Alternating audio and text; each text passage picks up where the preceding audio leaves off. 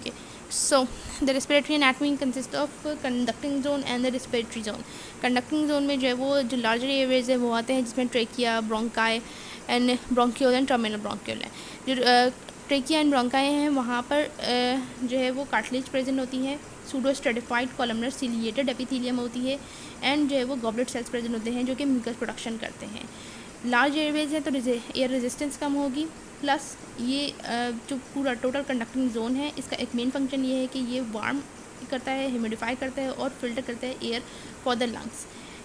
Next is जो भी यहाँ कंडक्टिंग जोन में जो है कोई भी गैस एक्सचेंज नहीं हो रही तो इसको जो है वो एनाटॉमिक डेड स्पेस भी कहते हैं.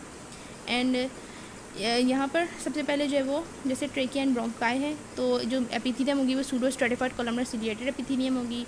देन ब्रोंकियोल्स के अंदर सिंपल सिलिएटेड क्यूबॉइडल एपिथेलियम हो जाती है, ठीक है. एंड देन टर्मिनल ब्रोंकियोल में भी सिंपल सिलिएटेड क्यूबॉइडल एपिथेलियम होती है.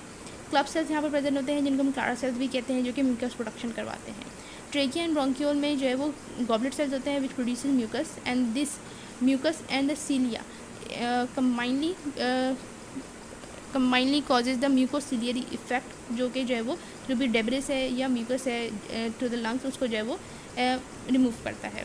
देन रेस्पिरेटरी जोन में क्या होता है कि जो है वो जो सिलिएटेड एपिथेलियल सेल्स हैं वो टर्मिनेट हो जाते हैं और यहाँ पर हो जाते हैं simple cuboidal epithelium in the respiratory bronchiole, और एल्व्यूलर सैक्स में जो है वो सिंपल स्क्वेमस एपिथेलियम होती है for gas exchange. Club cells जो है वो प्रेजेंट होते हैं in the respiratory bronchiole. Alveoli में एल्व्यूलर मैक्रोफेजेस प्रेजेंट होते हैं जो कि जो है वो जो भी डेब्रिस है उसको रिमूव करते हैं, ठीक है. टाइप 1 न्यूमोसाइट्स प्रेजेंट होते हैं एल्व्यूलाई में, और टाइप 2 न्यूमोसाइट्स. टाइप 1 जो है वो गैस एक्सचेंज करवाते हैं, टाइप 2 जो है वो सर्फेक्टेंट प्रोडक्शन करवाते हैं. जो एल्व्यूलाई है वहाँ पर जो है वो कैपिलरी सिस्टम जो है प्रेजेंट होगा for gas exchange. Okay, so this is the anatomy. Now we move to some specific points. Conducting zone में अगर मोर देन 2 मिलीमीटर कोई मॉलिक्यूल है तो वो रिमूव हो जाएगा बाय द म्यूकोसिलियरी एक्सीलेटर, लेकिन अगर लेस देन 2 मिलीमीटर है तो फिर जो है वो रेस्पिरेटरी जोन तक चला जाएगा और वहाँ पर जब एल्व्यूलर मैक्रोफेजेस जो है वो उसको रिमूव करेंगे, ठीक है.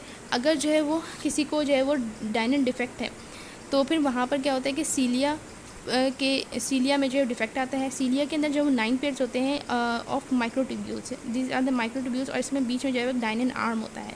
ये डायनन आर्म में अगर डिफेक्ट आ जाएगा तो फिर उसकी वजह से क्या होता है कि कैटैगनेट सिंड्रोम हो जाता है. इफ़ इट इज़ डिफेक्टेड तो उसके से कैटैगनेट सिंड्रोम होता है, क्योंकि सीलिया जो है वो क्या करते हैं वो इमोबाइल हो जाते हैं. अगर जो है वो सीलिया जो है वो मोबाइल है तो उनका ये है कि जो वो जो म्यूकस और जो डेब्रिस कलेक्ट हो रहा है उसको जो है रिमूव करेंगे. लेकिन अगर सीलिया के अंदर डिफेक्ट आएगा यानी कि डायनन आर्म डिफेक्ट होगा तो उसकी वजह से डायनन आर्म जो है कॉन्ट्रैक्ट नहीं हो पाएगा, जिसकी वजह से सीलिया मूव नहीं होगा और वो इमोबाइल हो जाएंगे, and it would result in Kartagener syndrome. एक डायनन आर्म में जो है वो की वजह से कैटैगनेट सिंड्रोम होता है. दूसरा डायनन आर्म के डिफेक्ट की वजह से जो है वो लेफ़्ट टू राइट एसिमेट्री हो जाती है which results in dextrocardia. Number 2 pathology is in bronchus. What happens is in bronchitis pseudostratified columnar ciliated epithelium जो होती है, जो कि ट्रेकिया ब्रोंकाई में होती है, उसकी मेटाप्लेजिया हो जाती है, and it results to form into the stratified columnar goblets stratified columnar epithelium. जो सूडोस्ट्रेटिफाइड कॉलमनर सिलिएटेड एपिथेलियम थी वो स्ट्रेटिफाइड कॉलमनर एपिथेलियम में कन्वर्ट हो जाती है, और जो गॉबलेट सेल्स होते हैं उनका हाइपर ट्रोफी हो जाती है, जिसकी वजह से म्यूकस सिक्रीशन इंक्रीज हो जाती है. It is happening in this zone trachea and bronchi. Okay, this is all about it.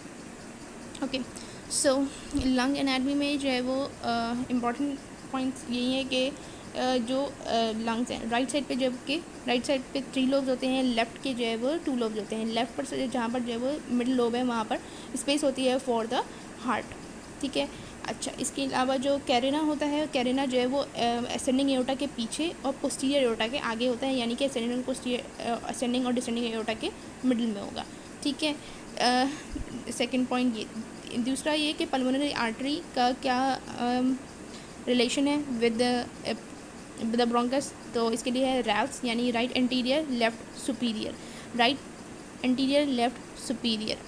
Okay, then yes, अगर जो है कोई पर्सन जो है वो सुपाइन लेटा है तो अगर वो इनहेल करता है कोई भी फॉरेन बॉडी या peanut, if you aspirate a peanut while lying supine, मतलब सीधा अगर लेटा हुआ है तो फिर क्या होगा कि राइट सुपीरियर सेगमेंट जो है वहाँ पर, जो राइट सुपीरियर सेगमेंट है वहाँ पर जाएगा पीनट, यानी कि लोअर लोब का सुपीरियर सेगमेंट जो है वहाँ पर जो है पीनट जाके लॉज होगा। एंड अगर कोई बंदा जब वो बिल्कुल अगर वो बंदा जो है वो राइट साइड पर लेटा हुआ है तो राइट साइड के लोअर सेगमेंट पे के लोअर लोब पर कि सुपीरियर सेग या राइट साइड पर लेटा है तो राइट अपर लोब में जाएगी। ओके, यहाँ से जाके ये करके राइट अपर लोब में चली जाएगी। और अगर जो है वो कोई बंदा जो है सीधा खड़ा हुआ है तो वो एंड हो जाएगी into the lower lobe.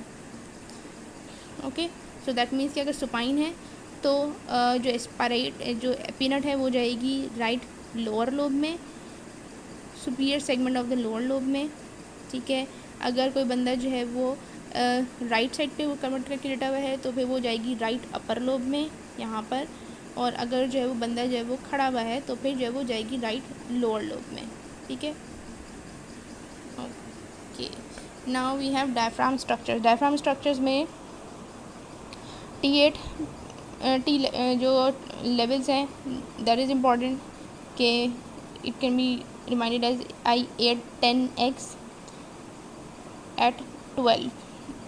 Inferior vena cava जो है वो एंटर होती है एट 8, इसोफेगस एंटर होता है एट 10, और जो है जो 12 के पास जो है वो एओर्टा जो है वो लीव करता है। तो जो नीचे से आ रहा है वो सुपीरियर बिल्कुल सबसे आखिर में जाके एंटर हो गया, दैट मीन्स के ऊपर जाके 8 है। फिर जो इसोफेगस है वो बिल्कुल सेंटर में आ जाती है, वो 10 पे आ गई। और सबसे नीचे जो है वो जो ऊपर से डिसेंडिंग एओर्टा है वो चेस्ट में से नीचे जा रही है, तो सबसे आखिर में जो नीचे जाएगी, दैट मीन्स वो T2F पे से जाएगी। ठीक है, अच्छा, इसके अलावा इस जो इन्फीरियर वेना केवा है वो राइट फ्रेनिक नर्व के साथ जाती है, क्योंकि इन्फीराइड जो फ्रेनिक नर्व है वो हमें मालूम है कि वो पेरिकार्डियम को भी सप्लाई करती है और डायफ्राम को भी सप्लाई करती है। इन्फीरियर वेना केवा जाती है फ्रेनिक नर्व के साथ। एसोफेगस जाती है with the vagus nerve. Vagus nerve जो है वो एसोफेगस की सप्लाई है। ठीक है, एओर्टा जो है वो जाती है red white and blue. So it's red is aorta, white हो गई हमारी इज़ वाइट हो गई थोरेसिक डक्ट, और blue is azygos when.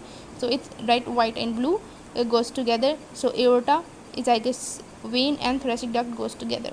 Diaphragm जो है वो इनर्वेट होता है by C3, C4, C5 which keeps the diaphragm alive. So it's the phrenic nerve.